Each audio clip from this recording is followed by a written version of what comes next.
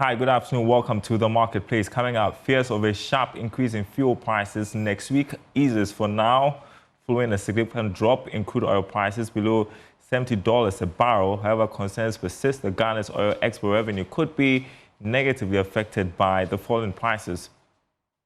Also coming up, World Bank warns of food security risks and inflation challenges for Ghana. We'll tell you more. My name is Darryl Kwao. Thanks for being with us. Details coming up.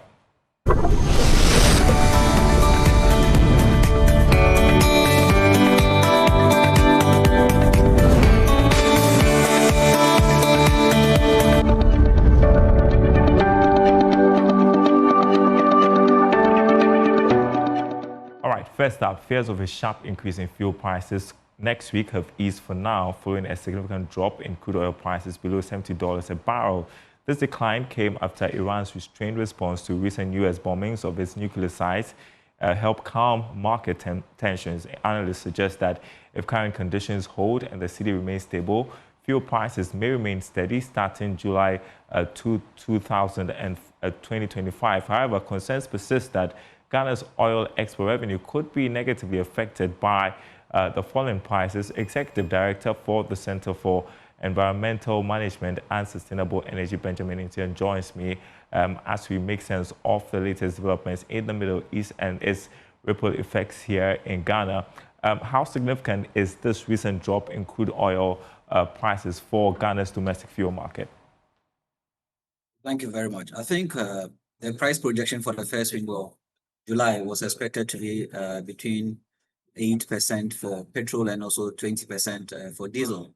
And these were based on recent data picked on the international market, which diesel price around $747 per barrel. However, with this seizure, with respect to this particular conflict, we've seen prices plunging on the international market or plummeting on the international market to a little below $660 per metric ton for diesel, which means in the first window of July, price of diesel is expected to increase by about maybe 7%, and that of petrol also increased by about 4%. And these are based on price indices published by the NPA. We should just be hopeful that the city remains quite stable for that particular window. If the city continues to be stable, it means that the full effect may not be felt by the petroleum end user. However, if the city also sees some form of depreciation in the first window of July, then it means prices are likely going to escalate higher than as we expected. And consumers should expect to buy these products between 13 Ghana cedis and also 14 Ghana cedis. I guess the difficulty is that we cannot predict what is going to happen in the future. I mean, we thought there was going to be a ceasefire of a sort with regards to the conflict between Israel and Iran. Just this morning, they've started firing again. And so it's quite volatile, and you can't really tell. Talk to us about the potential disruptions going into the future and how that could be impactful. There are certain indicators that have kept prices below what the expectation has been. One is that the U.S. economy doesn't want to see price of petroleum products hike because it affects their inflation, which also puts pressure on government because it dwindles consumers' ability to purchase. The second part is that Europe also doesn't want prices to escalate or surge because one, they think that price escalation is likely going to increase revenues of the Russian economy, and that pushes these particular revenues into the Ukraine conflict. Two, the European market is also likely not going to take it easy when price of petroleum products surge because their economy is likely going to push further into recession. So these are the two determinants of prices on the international market locally. So I don't think that in the medium or maybe in the short term, beginning August, prices are going to escalate. I don't see so, especially at the time that there's been a ceasefire, even though there has been a conflict. For example, if you look at what happened between the Russians and the Ukrainians, prices escalate to more than $80 per barrel, even heading towards $90 per barrel. But this particular conflict, which has led to a little bit of closure of the Straits of Hormuz, which has led to certain supply disruptions, have not been able to increase prices as expected. And it's because there are major players who do not want prices to escalate. So I don't see prices escalating as has been projected by some CSOs. I think that prices in the month of August and month of September are likely going to be stable, especially at the time that there's this particular ceasefire agreement. Yeah, and you make an important point about how fuel prices are not going up as much as we expected, even though there is a conflict there in Israel and Iran. And also, you made the point about how, I mean, Europe and the US want to see oil prices going down. In fact, the US President Donald Trump yesterday in a True Social post saying that oil prices should go down. Well, I want to bring up the issue to do with the cedi as well. It looks like that is the only other benchmark we are holding on to in ensuring that fuel prices are down. What else can be done? So with respect to the cedi, I think that there's also evidence to support that anytime prices escalate on the international market, it puts some form of pressure on the cedi, and the cedi also begins to see depreciation. But fortunately for us, I think that through certain monetary and then fiscal policies, the cedi has become quite stable and has seen some form of appreciation against the dollar. And I think this is likely going to stay until maybe we begin to procure imported goods for the Christmas festivities or other festivities. That is likely going to see the cedi depreciate in the month of maybe October or November. But for now, I think that the cedi is going to be stable because the expectations was that prices were going to escalate, and prices escalate, the demand for it will also ensure that it depreciates. But since prices have started plummeting on the market, it means that we may not need a lot of these cedi to convert into dollars and also import these products. So the cedi is likely going to see also some form of stability, and that also goes to support our export prices because if the cedi is quite stable or even see some form of appreciation, I think that export prices are also going to be stable. So in July, as I indicated earlier, prices will escalate, but after the second window of July, I think prices will normalize, and the Ghanaian consumer will benefit from that. There's also concern about the impact of what we're seeing happen in the Middle East and the fuel prices going down. Is the impact on our oil export revenue? Is it a matter of concern? It is because if you look at the budget carefully, we projected that we're going to sell our crude oil around $74 per barrel, and this is a 5-year benchmark that we've set for ourselves. So in the second quarter of 2025, when prices started plummeting, it was a concern to the Ghanaian because one, you were losing on the price levels because you projected 74, price is now around 68. We're losing there. The second loss was also about the appreciation of the currency because you projected about 16 billion Ghana cedis in terms of cedi equivalent of the revenue we're expecting, based on 15 Ghana cedis, 49 pesos to the dollar. But as we're speaking, the cedi is hovering around maybe a maximum around 10, 11 Ghana cedis because the BOG rate is around 10 Ghana cedis 30, whilst some of the banks are doing 10 Ghana cedis 50, and the card rate is around 11 Ghana cedis. So let me be benchmark it is at 11. So it means that the 16 billion you were expecting based on the 15 Ghana cedis 49, we are not going to get it based on that appreciation of the currency. And two, because prices have plummeted on the international market, you may not also get that revenue. So on the export side, we are likely going to lose a lot of revenue. Maybe we are likely going to lose between 25 to 30% of revenue expected from petroleum revenue. We are also in a time where we've also seen some form of declining petroleum upstream sector. For example, if we take the data carefully, in 2019, we're doing about 78 million barrels, and that time we're doing about 200,000 barrels per stream day. But as at 2024, looking at the PIAC data, we are now doing around somewhere a little over 47 million barrels a year. And that also means that we are doing between 130 to 140,000 barrels a day. So if the declining push out of that particular enterprise continues, it means that we are likely also going to lose from the declining nature of the sector. We should just be hopeful that due to certain operations in that sector, I think output remains constant. But if output continues to also decline, so we are losing based on appreciation of the currency, we are losing based on the price of the product, and also are likely going to lose based on the decline nature of the sector. And I think that will also augur well for the economy. Yeah, so what should the strategy be? I mean, we don't want fuel prices going up because we want to cushion consumers when it comes to domestic fuel market. And then we also want to make money when we export oil. What should the strategy be to mitigate the impact or the risks of the volatile prices on the international market?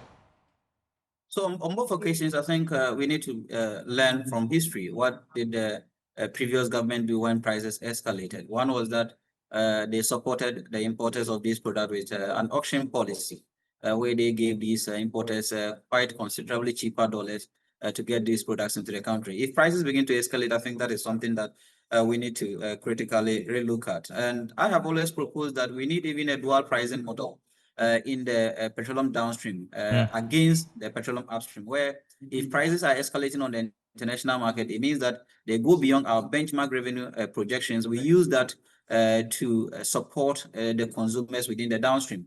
And if prices are also dropping on the international market, we hike or we stay prices at the downstream level to also to support government revenue at the upstream. I think that dual pricing model will also help for us to get stable prices locally, as well as making the revenues we need to develop our economy. Thank you very much, Benjamin Insia. He is Executive Director, Center for Environmental Management and Sustainable Energy. I appreciate your thoughts and your insights this afternoon on the marketplace. So the World Bank is warning that Ghana may face food security challenges in the coming months. It's also raised concerns about rising inflation and questioned the likelihood of achieving the government's single-digit inflation target anytime soon. Georgia Affe reports. Concerns were captured in the June update of the World Bank Food Security Report. The bank was worried about Ghana's situation when it comes to food supplies. This because the country still depends on others in the West African region for supplies. However, looking at the fact that some of these countries are still having problems with food supplies as well as drought issues, Ghana could be hit badly going forward. The World Bank was highlighting these concerns despite the fact that recent gross domestic product showed that crop production has picked up strongly in the first 3 months of this year. But the bank was not sure about the impact of this when it comes to feeding every Ghanaian. The World Bank was worried about inflation, which is currently pegged at 18.4%, which the bank describes as still high, and whether the Bank of Ghana's single-digit target by early next year can indeed be achieved. However, the bank was quick to add that with global food prices dropping, that could help Ghana's economy going forward, as well as general price levels dropping, which could go a long way to help slow inflation levels in the coming months.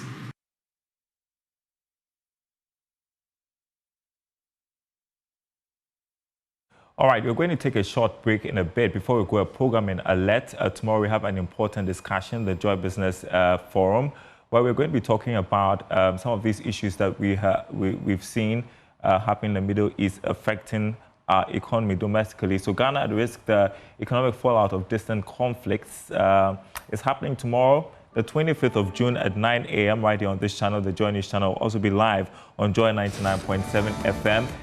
David Ofosu-Dorte, Senior Partner, AB and David Africa. He'll be amongst the speakers. Professor Godfrey Bokpin, Economist and Lecturer, University of Ghana Business School. Also, Dr. Humphrey Yimdake, President, Association of Ghana Industries. Ghana at risk, the economic fallout of distant conflicts. How do we insulate our economy from these external factors? It will be an interesting discussion to have tomorrow morning at 9. Don't miss it right here on this channel. We're taking a short break. We will be right back.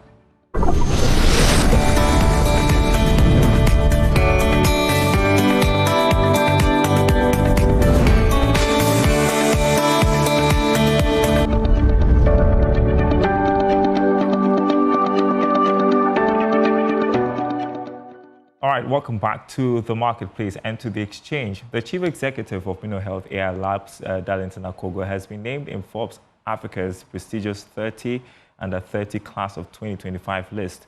Forbes Africa made the announcement showing a diverse group of individuals under the age of 30 who are driving innovation and meaningful impact across the continent. Darlington joins me for the exchange this afternoon. Hello to you, Darlington. First off, being named in Forbes Africa's 30 under 30 is a remarkable achievement. Congratulations. Let's start off with the story of Mino Health AI Labs. Why you set it up and what vision you had for the future of AI in Africa. Thank you for having me on, Daro. And yeah, I'm super honored by, being featured on Forbes Africa's 30 under 30 list. So with Mino Health AI Labs, the reason why we set it up was essentially to democratize quality healthcare. What we mean by this is that if you look at the healthcare as it exists in our very own country, Ghana, but also the rest of the world, we don't have access to high quality, fast, easily available healthcare. And also, very much more important, also affordable. And so we looked at it from the perspective that AI is a very powerful technology. How do we leverage it to then close the gaps that exist in healthcare? How do we reduce maternity deaths? How do we reduce neonatal deaths? How do we reduce all the issues that we have in healthcare? So that's what we've been doing. Since then, we've built several AI systems. We have an AI platform called Moremi. So this is accessible at moremi.ai, and it does several things, including diagnosing diseases, screening, treatment planning, and even in biology, we use it to design new drugs. Yes. Wow, that's interesting. Also, building a successful AI company in Africa undoubtedly comes with its challenges. Can you share some of the biggest obstacles you faced and how you've overcome them to get where you are today? Yeah, so I mean, there are several challenges, especially in this. So we've been doing this since 2016. In the beginning, one of the key challenges is getting access to data, because for you to build AI systems, you need a right amount of data, the right quality of data. The way we overcame that was partnership. So we partner with a lot of health facilities in Ghana and then also internationally. We partner with research to partner with all these people to get the data we needed. And also the next barrier is funding, because you need money to essentially run this kind of companies. But we've been lucky enough to get supporters, including the Bill and Melinda Gates Foundation. We have partnerships with UK institutions, which are funded by the UK government, the German government. And so all this book coming in essentially is what makes it possible to overcome those barriers. And of course, you need to find the right partners that would allow you to take your AI solution into the real world. So the different hospitals, the different governments that are ambitious. Currently, we are essentially at different stages of working with up to 10 different governments or so around the world. So all those people play a role in making sure that Mino Health is a success. Right. Well, Health is known for a focus on healthcare innovation. How do you see AI transforming healthcare delivery in Africa, and what specific problems are you aiming to solve with your technology? Yeah, so there's a number of them. If you look at, for example, in Ghana, if you take specialists, there's a shortage of specialists. If you take a domain like radiology, the entire country has only 100 radiologists, right? So for a population of over 30 million, you're looking at over 300,000 people per radiologist. And radiology is a key specialty, because if you go to the hospital for a number of diseases, we are talking about 100 of diseases. If you want to know what is wrong with you, radiology is what you would be asked to do. So having a shortage is a huge problem. So one of the things that we are doing right there in Ghana is that we have an AI system that can interpret medical images, can assist the work radiologists do. So for a mammogram, right, so if you want to detect breast cancer, the AI system can look at the mammogram and then help generate a medical report to see, is breast cancer present, calcifications, and all of this. And this basically empower the 100 radiologists we have to be able to address the entire population. This cuts across Africa. So even if you move beyond radiology, you go to microscopy, if you want to detect blood-related diseases, all of these things, we're leveraging AI to help in it. Yeah. As a young and successful entrepreneur, what advice would you give to other young Ghanaians or Africans who are looking to innovate and make an impact in their communities or industries? Yeah, I mean, what I would say is that, so, I made a post about the whole Forbes Africa 30 under 30 thing. And it's so interesting that, like, when they announced it officially and I saw it, the quote that came to my head is that the days are long, but the years are short. And I think that's the best advice I can give on that. What it means essentially is that it's never going to be a weekend thing. It's not going to be a walk, a 2-minute walk. It's going to take quite a lot of your life, and you're going to run into several challenges. I mean, there's not even enough time for me to go through the actual personal challenges you have to go through, especially in the beginning. Things wouldn't go according to plan. So it makes the days very long, right? You plan things, they don't go your way in the beginning and all of that. But then the accumulation of it, before you know, 5 years is going to pass and you feel like, oh, wow, can't believe 5 years is already gone. What that means is that if you actually want to do, we have a lot of problems that should be solved in our country, on our continent. That is an opportunity, but it's not going to be done in a couple of days. So you should be looking at dedicating the next 10, 20 years of your life towards working and scaling up this, but then it's worth it. Because when you do it and you get to see some dream, some vision of yours come to reality, and you get to see it having impact in your society, in the real world, it's Right. quite rewarding to do exactly that. Darlington, we have 30 seconds. I just want to ask you what the next 5 to 10 years is looking like and how you hope to work with Mino Health AI Labs in shaping your legacy in Africa and beyond. Yeah, so I mean, we are in a sweet spot. Like I mentioned, we are basically putting together a number of partnerships across several countries, several continents. So the next couple of years, what will happen is that we'll be seeing Mino Health AI Labs impacting billions, right? Okay. That's what we're aiming for. Yeah, and then we actually want to make sure that Africa, especially Ghana, is in the lead when it comes to using AI systems. We've got to go. Thank you so much, Darlington Akogo. A pleasure speaking with you, being named as part of the Forbes 30 Under 30 list. Great achievement. Congratulations. That's The Marketplace. Thanks for watching, everyone. We will be back same time tomorrow.